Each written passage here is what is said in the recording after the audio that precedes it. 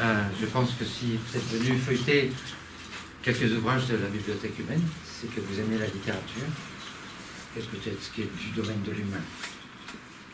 La littérature a cela de merveilleux qu'elle nous offre de grandes libertés. On peut prendre le style du roman, du conte, de la poésie, la science-fiction. On peut se pencher sur le passé, essayer d'éclairer le présent et mettre des hypothèses sur l'avenir. On n'est jamais forcé de dire la vérité vraie.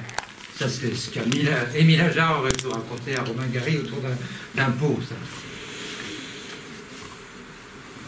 On peut dire il ou elle quand on veut parler de soi en mettant de la distance. Moi, je vais dire je. Mais je, c'est pas moi, bien sûr. Je, c'est pas moi, parce que j'ai prêté ma voix à quelqu'un qui n'en a plus.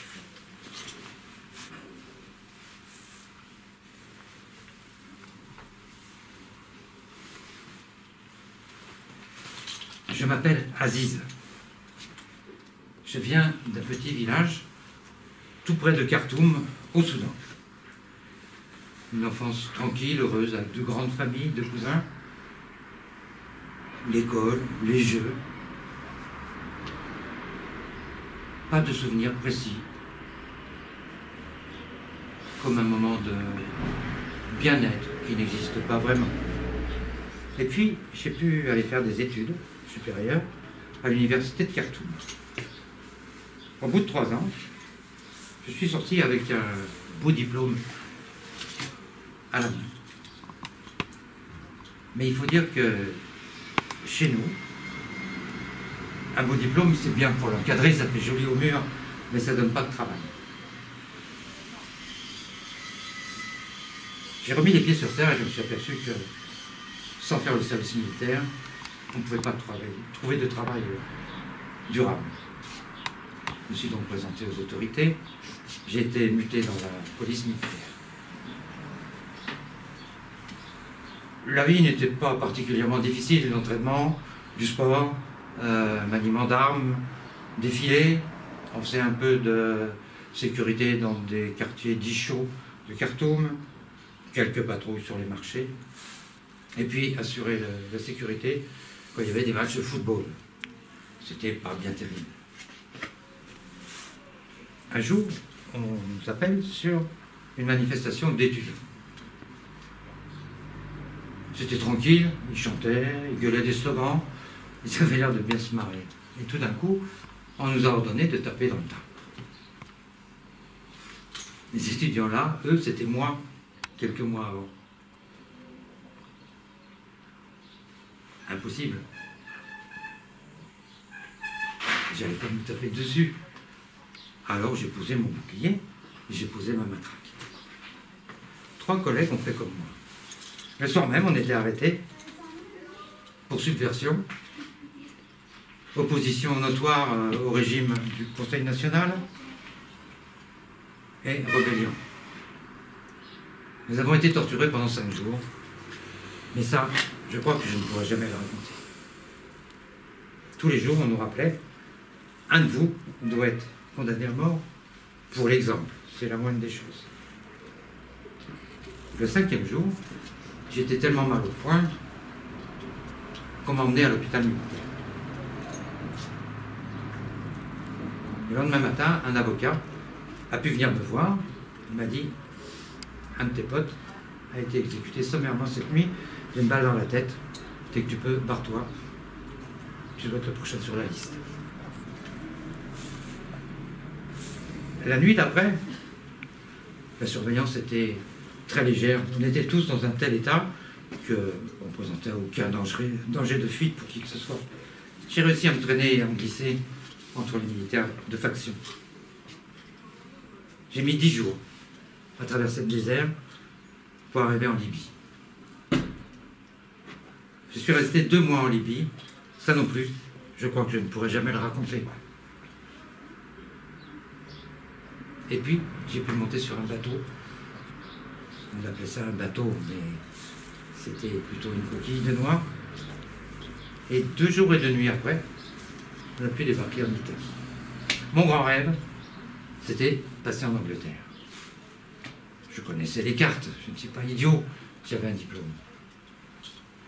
Mais une carte du sud de l'Italie pour arriver à l'Angleterre, c'est autre chose quand on a les pieds sur terre, qu'on vient de se faire prendre des empreintes par la police italienne, qu'on vient de se faire interroger plusieurs fois et qu'on est remis à la rue sans rien.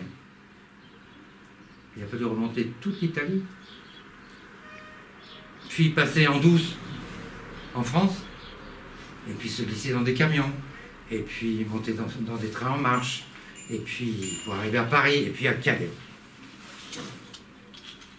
À Calais, c'était, comme les journalistes l'appelaient, c'était vraiment la jungle. C'était chacun pour soi. Heureusement, on se regroupait par ethnie, plus que par nationalité. Mais aucune occasion de passer en Angleterre. Et puis, ça a été octobre 2016. Le gouvernement français a décidé de vider cette jungle de Calais. Ça a créé beaucoup de remous parmi nous. Et pour être sûr qu'il n'y ait pas de rébellion, on nous a promis qu'on pourrait déposer la demande d'asile en France. Contrairement à ce que le règlement de Dublin exige, c'est que la demande d'asile soit déposée dans le pays par lequel on est arrivé en Europe. On nous a chargés dans des autocars, on est parti. Et plus d'une journée après, on est arrivé, nous, dans un endroit qui s'appelait Chandourène, CAO de Chandourène. Il était très tard, nous étions très fatigués, et on nous a mis dans des petits pavillons, par trois, tout propres, des lits tout propres, des salles de bain toutes propres, et il faisait tout chaud. On s'est lavé, on n'a pas pris le temps de manger, on nous avait donné un casse-croûte, on était trop fatigués. On s'est couché, on a dormi, je pense, comme des bébés. Le lendemain matin, c'est froid, mais le ciel était bleu, l'air était léger, en face de nous des montagnes légèrement enneigées. On nous a laissé traîner au lit, on est descendu au réfectoire, on avait 2 cuisiniers pour nous. Alors on n'avait pas le droit de faire notre cuisine, pour des raisons d'hygiène, on était servis comme des princes. Tout allait bien. Des bénévoles venaient à Chandourène, au départ pour faire des cours d'art graphique, de gravure.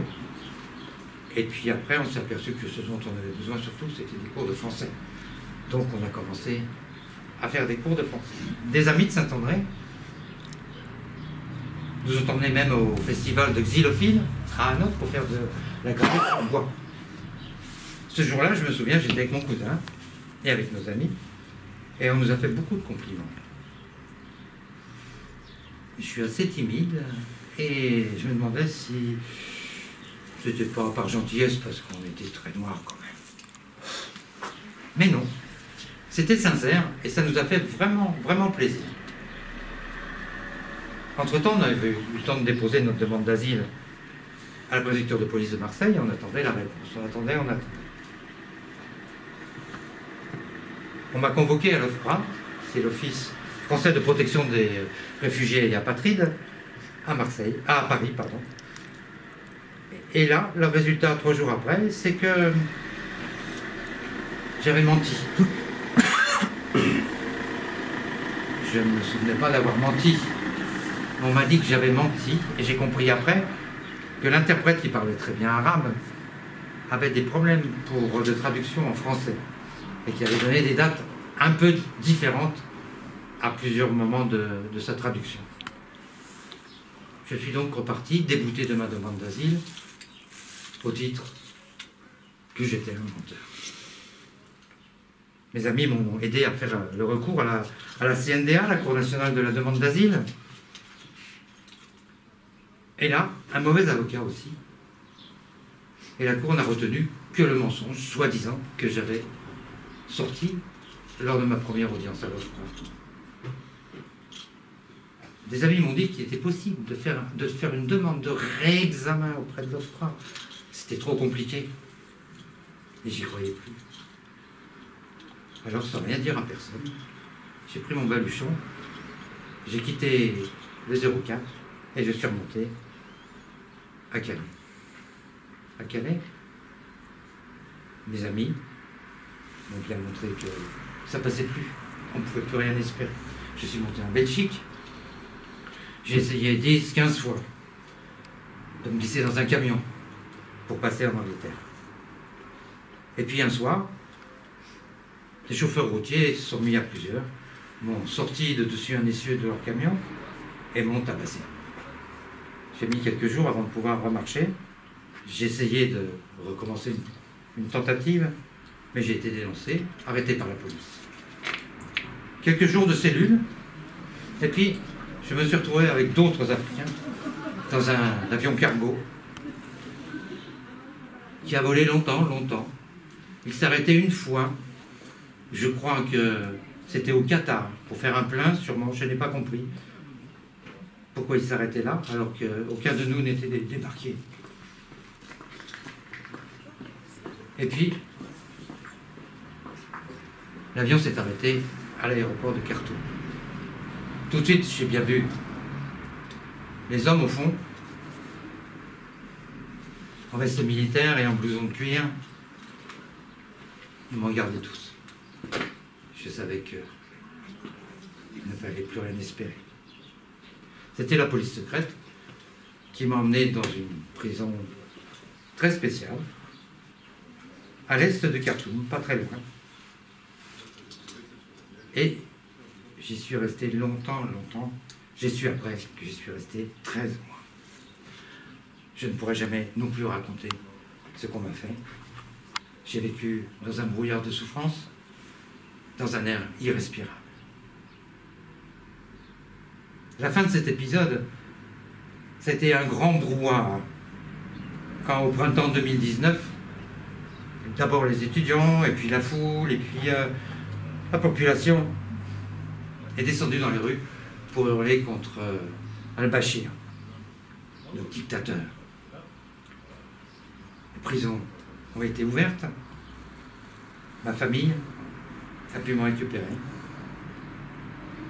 Depuis, elle s'occupe de moi, on me fait boire, manger, on m'aide à faire pipi, à faire caca. On me dit ceci, on me dit cela, mais moi je ne peux plus parler.